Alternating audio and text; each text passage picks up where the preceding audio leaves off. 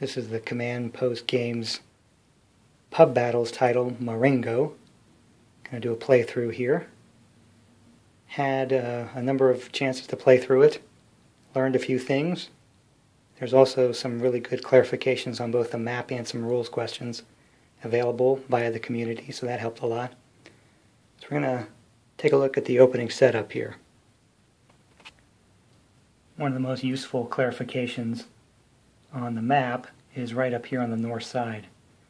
This road is extending from the town of Alexandrie, and it is really supposed to connect right here, so there's one continuous road. And this right here is a ford. So what that means is that the Austrians can march and cross the river up here to the north of the French position.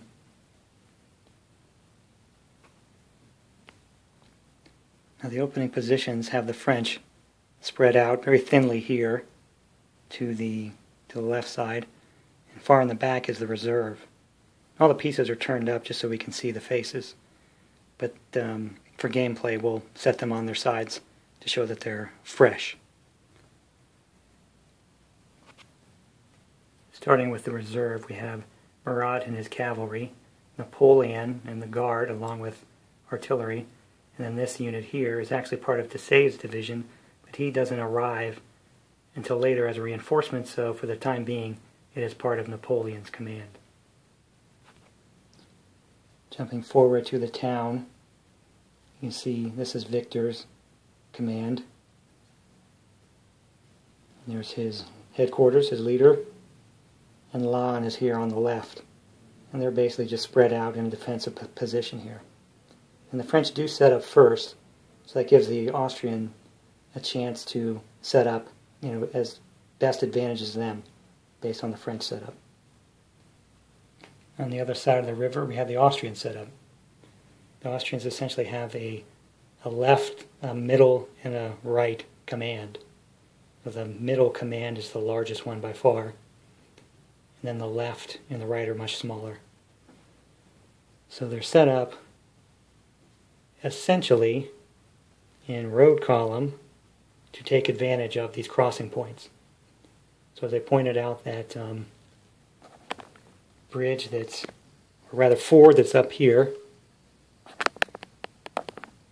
so I've put them in road column on this road right here. This is an odd little angle, but the road runs right through here into the town. These two units are in the town, so they're in road column. And the idea is that they're going to then march across the river here and go to that northern crossing point and try to get on the French rear. The mass of the army is here. Again, much of it is in road column inside the town. The cavalry and these grenadiers just don't have enough space to be in road column, so they're going to probably come across later anyway. I think the plan here is to move this cavalry very quickly across, followed by the infantry, and try to push the French back. Now, I have artillery set up right here. I believe these are legal positions. They're mostly behind the river. They're mostly in front of the woods. And I think that puts them in range so they can bombard the French units opposite them. So that's the purpose of putting this artillery over here. On the downside, they're a long way from the crossing points, so to get them involved in the fight after they drive off their initial French position, it's going to take a while. It's going to be slow to march them.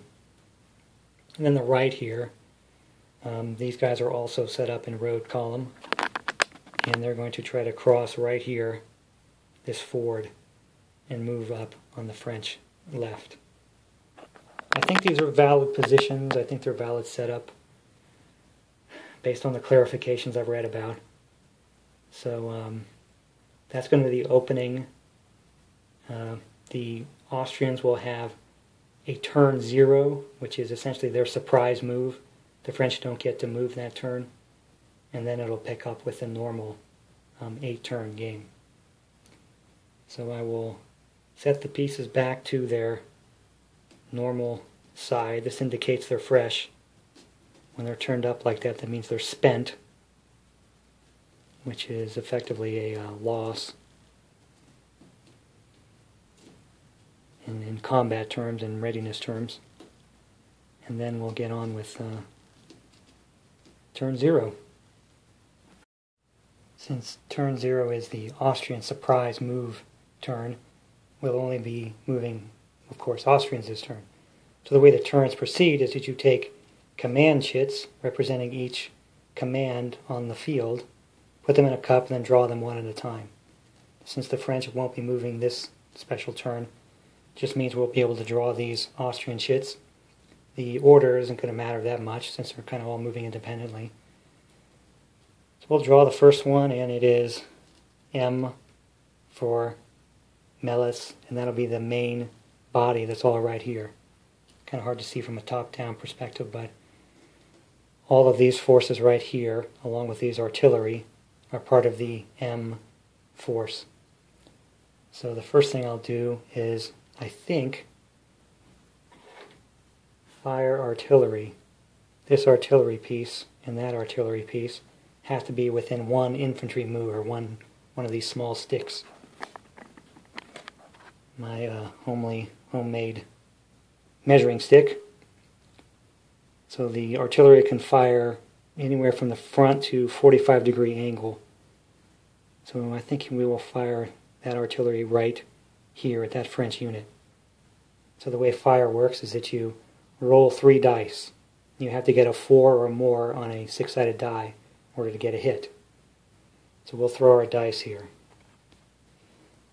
So the way it works with artillery bombardment is that the artillery gets to roll dice to attack, but the target does not, of course. So we rolled very well. We rolled a 4, 6, and a 6. So that's 3 hits. But artillery can't destroy a unit.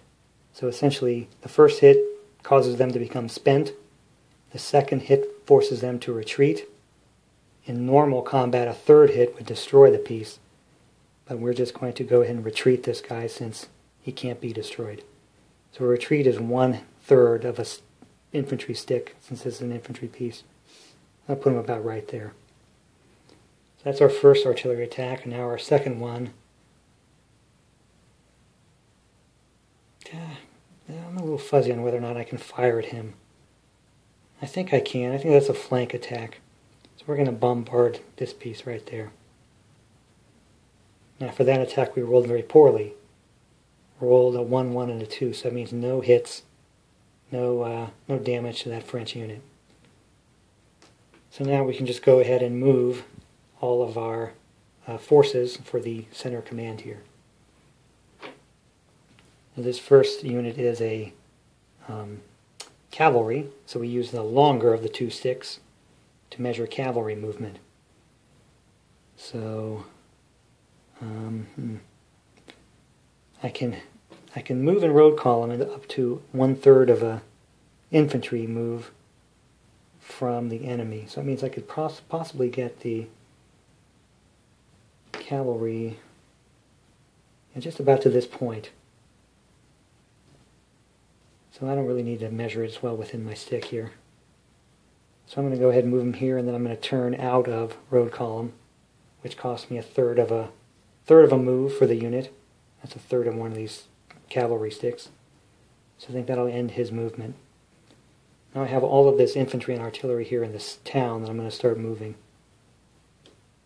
So I can get about to there, more or less, with one movement. And I'm not going to be able to close directly to the French. So I know I have, when we're in road column, we can move 3 times normal movement. So if I think of it, I can move 3 of these sticks. So that effectively consumed 1/3 of his movement capability. So I think I can get him more or less right behind the cavalry with the rest of his movement allowance. I'll just go ahead and move the rest of these guys.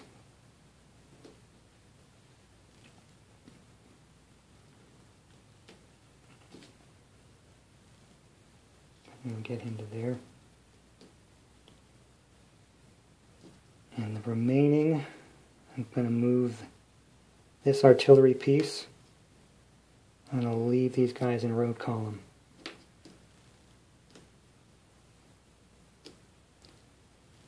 I'm going to move this cavalry and turn them into road column right there.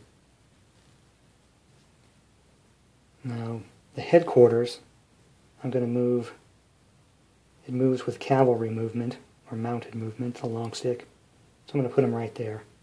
And the importance of the headquarters is that it must be within 1/3 of a cavalry movement stick to essentially put a piece in command and allow them to attack another piece. Didn't need it this turn, but we will shortly. So I think that's going to be it for my movement. I'm going to go ahead and leave my artillery where it is. There's no particular advantage to fooling with these guys because they're bottled up behind that position anyway. I'll just draw my next jet. And I drew the L for the left wing here. So this is one I'm going to want to move these units in road column, of course, but I'm looking to move them up to this crossing point. So these are all infantry and some artillery. So it gets a little tricky. I try to measure as carefully as I can, since these aren't straight lines. I'm sure it doesn't matter that much, but I don't want to give the movement too much of an advantage. I think I can pretty much call that the second move. And now, even though the road isn't here on the map, clarification says that it is. So I'm going to go ahead and allow more road column movement. So it's about, that's about 1/3. So I can get just about to there. Now the rest of my forces are going to move more or less the same position, same speed. So I think I can just pick them up and move them without wasting too much time measuring.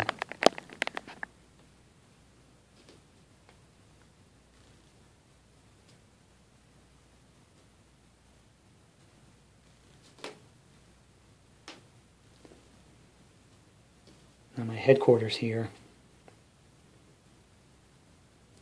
I think I'll move him into the town. Again, he'd be along the road as well, so we can certainly get that far.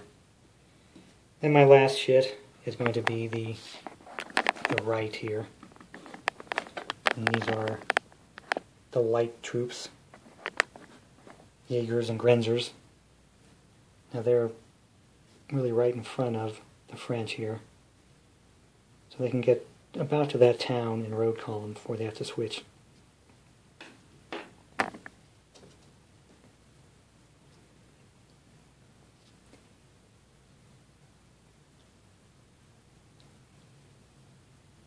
I don't want to get too close just yet. Now I'm in essentially line formation here, and I can move up to a 45-degree angle off of that center point. So I'm going to move him quite just to there. I'll put my headquarters here, and this guy is in road column. Gets him about 1/3 of a move, 1/3 of a move, 1/3 of a move. I'm going to move him right to there. I think that's legal. So that should be it for turn 0. So we've just sort of crossed the river, used our artillery to try to beat back the French a little bit, but that flanking move up here, we're going to see if we can get anything out of that. If they can set up position here, potentially get behind the French, they do have some artillery that could do some damage. That'll be turn 0. Next we'll move on to turn 1, where both sides will get a chance to move. With the completion of the surprise Austrian turn 0, we can now continue with turn 1. Turn 1 is going to include all of the command chips, except for one, in the draw cup, and then we'll have both sides moving.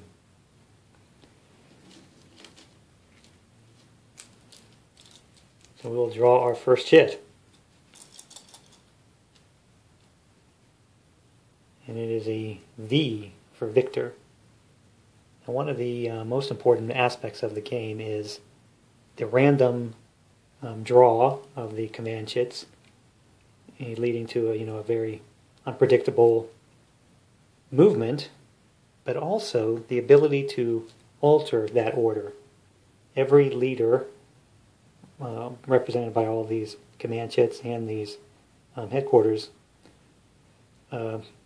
tokens, can roll against their command rating to try to change the position of their draw. So in this case, Victor could roll against his command rating and either delay or jump ahead of another player. Now, in this case, delaying for the French is pretty key for this game. Attacks are made when forces come into contact with others, and the French are very much outmatched and outnumbered here. This large Austrian force here against this very small French one, say nothing of the flanking force. So the French want to balance a slow withdrawal with some potential combats that might be to their advantage. So I think we're going to go ahead and have Victor move and try to get out of the range of principally the Austrian artillery here. We would like to not face fire right here. Switching around to the French perspective, Victor's command, this is his headquarters, are these 4 units right here. So he's going to, I think there's several things we can do here. One, we want to get this guy out of the range of that artillery. Basically, we want to get everybody out of the range of that artillery. So this artillery can fire to all 3, well, this is Lannes' command. He can fire these 2, and we can still fire on that one from here. This piece appears to be out of range. So what we can do, this piece is spent. In lieu of movement, we can recover him to fresh and change his facing, so we'll face him back this way.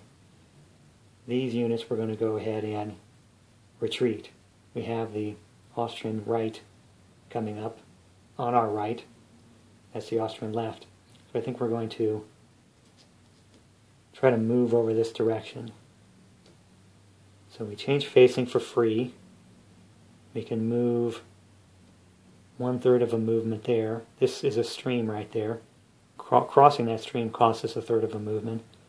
So we can cross to just about right there. If we wanted to change facing and face to the north, that would cost us another 1/3 of the movement, but we just don't have enough movement left. So we'll stop right there. That kind of gets us astride of the Austrian advance there. Next we're going to move this guy. I'm going to do this all in one. Now what I should do is change facing, move him back, and then change facing again. So that would be a free change facing, move 1/3, then 1/3 to change back another direction. So technically he has 1/3 of a movement left, but I'm going to leave him right there. I'm going to, I think I can change him facing right there, which kind of puts him astride the stream. So I think if I move, that's going to cost me 1/3 plus 1/3 for the stream. I'm still in range of those guns, so I'm going to move him another 1/3 out to here. That's not that great because he's facing the rear, but at least he's a little more safe. And then I'm going to move Victor's headquarters. They move by mounted movement, so I'm going to just put him there. So that'll be Victor's move. So his command chit is now done, and we'll move on to our next chit pull. And it is R for the right. Since I know, because I'm playing both sides, but just the strategy in the game is for the French to try to pull back and avoid too much contact with the Austrians early, especially in the face of their guns. Moving first is not such a great thing because I'll just be moving up to contact and then watching them run away. So I'm going to try to roll command for that guy and see if he can change his order. So I do roll. I roll a 2. The command rating for the Austrians is a 3. So technically he can choose to delay his movement. There's no real benefit to the French to try to, take initiative over that move. It's really only to your advantage to try to change your own order or jump in front of them. And at this point, no, I think we will. We're going to try to roll for Lannes because we want to get Lannes out of the range of this artillery. So we're going to roll for Lannes. He has a command rating of 4. And we rolled a 5, so that's a fail. So that means we will now draw from the cup the next chit, but we won't put the right Austrian command into the cup. That way we'll delay their pull. So we pulled the M. That is the main force here for the Austrians. Melis's force. I think we want to move him. But the French do not want that because that would give the Austrians another shot with their artillery. So instead we're going to have Napoleon, who is way back in the reserve position, roll against his command rating. We roll a 3 for Napoleon. His rating is, I think it's a 5. But anyway, that means he is going to choose to bump Lannes up in front of Melis there. So it sort of look like this. He's now going to move first and then him. So we're going to go ahead and roll for Melis to see if he can change his order. His command rating is a 3. We rolled a 5, so that means really and truly for this section, this is the order that we're going to move in. I mean, we could try to roll for the Austrian left, but that wouldn't affect what's happening here, so I'll just leave that alone. So Lannes is going to move first. He's going to about face and get out of the range of that artillery. That artillery has a pretty high range. It's going to get right to that town. So we're going to move 2/3 to there and then change facing. And do the same thing here. Facing change, move 2/3 and change facing for 1/3. Then we'll move Lannes back to there. That's Lannes' command move. Now we have Melis, and all of his artillery is now out of range. So we can't fire artillery, so we'll just be moving. Just switch perspective so we can let these guys move.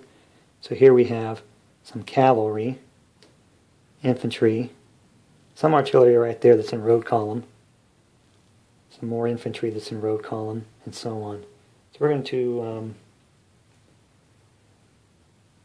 I think I'm going to shift my cavalry over to here, sort of in this direction to the left, because I have plenty of cavalry. Austrian cavalry isn't that great. They can't charge like the French can, but they're still useful. They're fast. So I move 1/3 there. It costs me a 1/3 because I'm crossing those streams. And then I think I can get to about right there without crossing another stream. Now this infantry, again, I have stream, stream, stream, so it's going to be very slow moving effectively in line formation here, because every time I cross the stream it costs me a third. So if I move to here, that's about 2/3 of a move, and that means I don't have enough to cross that stream. I'm going to, I think I can move here. I think if I move right here, and I think maybe I'll go this way. Try to keep these guys sort of abreast of each other. Now I have these forces in road column. They should be able to move about right up to here, and then switch into line, I guess. This is artillery. What I really want to do is to get him about right there. Some more infantry. I'm going to move him. I'm going to move him to here. Try to get behind this piece. He has plenty of movement, so he can get right behind him. Change out a road column. This is a cavalry piece here. I think I will move him. He's going to go across the stream. He has plenty of movement, I think, to get to here. That leaves me these two pieces here. Well, three pieces. And these are my grenadiers and some more cavalry. So I'm going to move the cavalry here, and then in the road column, I think I can get him to about here. And I'm going to do the same for the infantry. Here, road column. I think I can get him to here. What I try to do is to take a proportional approach to the movement when I go into road column. I can move 3 times what I have left over once I get there. So if I move him to here, go into road column, he's used just about 2/3 of his movement. So that means he could move 1 full stick in road column. But that gets me to about right there. And my artillery is way back here, so I have to get them out of there when I move them up.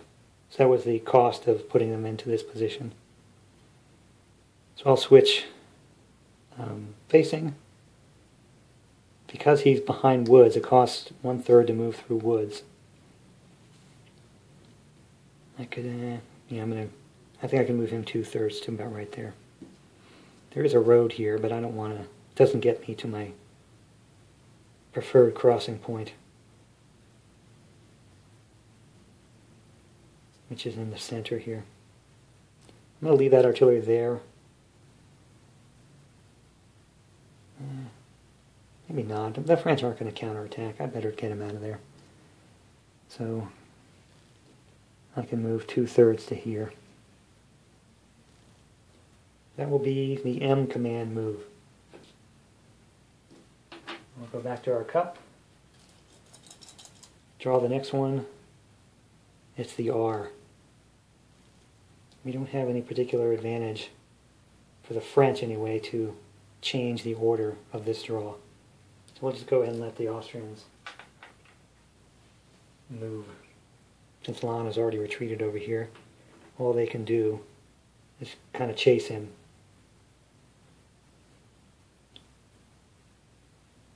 In a sense, they don't want to engage too quickly. Now what I should do, just in case, if I want to attack there, I should move my headquarters up first, and then all my units would be within range of the headquarters, so they would be allowed to attack. I don't want to attack, I just kind of want to advance, keep the pressure on. So that's it for the Austrian R command. Next shit is the Austrian L command. Again, all I have left is the French reserve.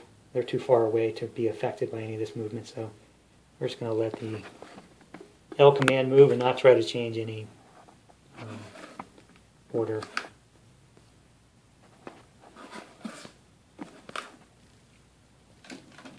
That would be these guys right here.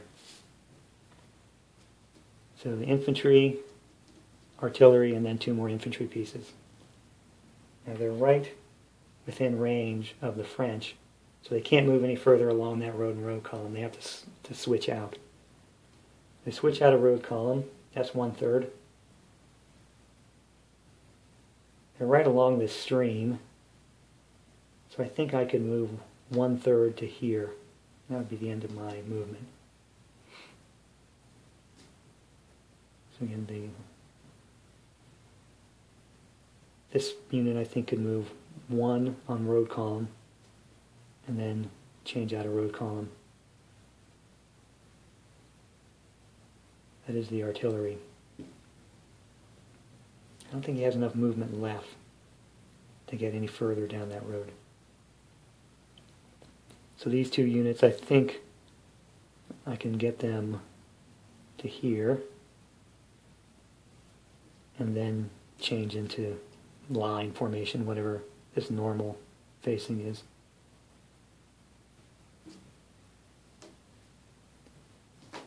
And I'm going to move my headquarters. I think I can get the headquarters to about right to this point. Now we only have 2 more command chits left now that that one is finished. We draw B for Bonaparte. That'll be the French reserve under Napoleon. Back to the French perspective, we have Napoleon here with the Guard, artillery. He also has this 1 unit of Desaix's command that's responding to Napoleon. So, what to do? Essentially, we want to draw the Austrians in, but we don't want to just retreat off the map. We can't win that way. So we're going to change into road column.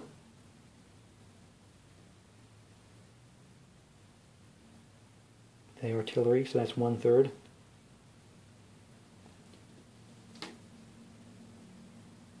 Since road column movement is times 3, every stick is essentially 1/3. I can get to here, and then I can get, I think, 1 more stick back to there, all in road column.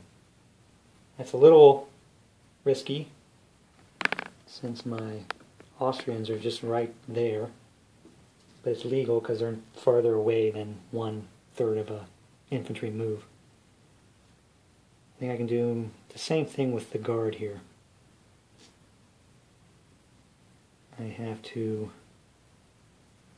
I think I'll move them, technically I have to change facing, get them in the road column. That's 1/3.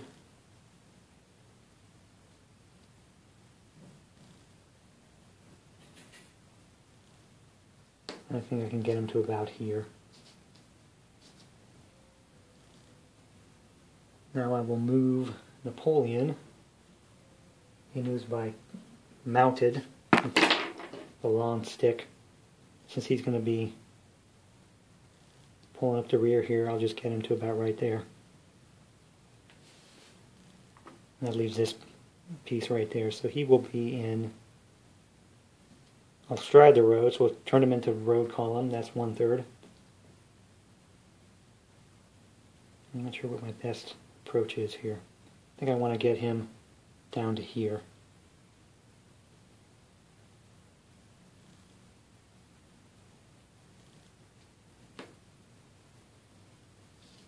There and there. That's 2/3 of his full movement, and then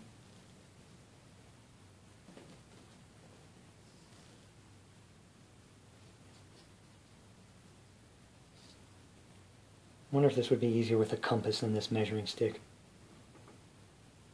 But that's it for the Napoleon command. You only have 1 more chit in the cup, and that's Murat. That's his cavalry right here. I think we're going to try to send them off to the right. So we will put him into road column. That's 1/3.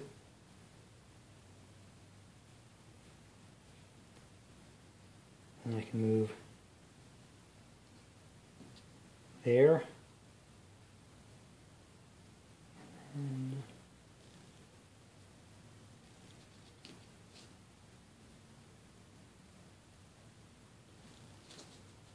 technically I think I can get to there.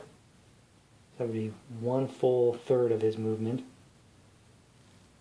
I'll move him all the way down this road here. And turn the corner a little bit. That's 2/3. And then I could move him the rest of the way down this road. I'm not really too exposed there because they don't have any cavalry right here. And I have a stream here, really 2 streams. So they would be hard pressed to cross both those streams and attack him in his road column. So we will do the same for this guy. He's more or less going to get to the same position.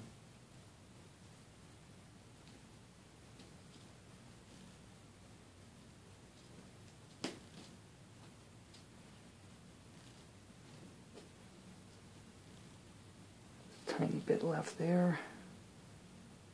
I think I will put him about right there, and then I'm going to move the headquarters Murat.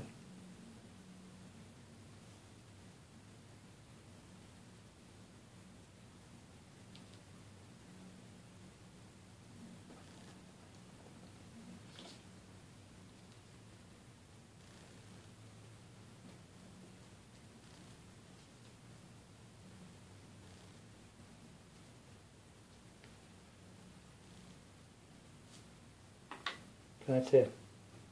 That's our second move. Or, excuse me, that's our first turn, turn 1. And now that we've drawn all the chits, we could move to the combat phase.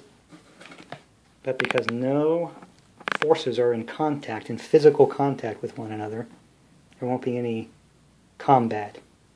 So that'll end our turn 1. Austrians advancing, French retreating, and the reserve coming up to try to help.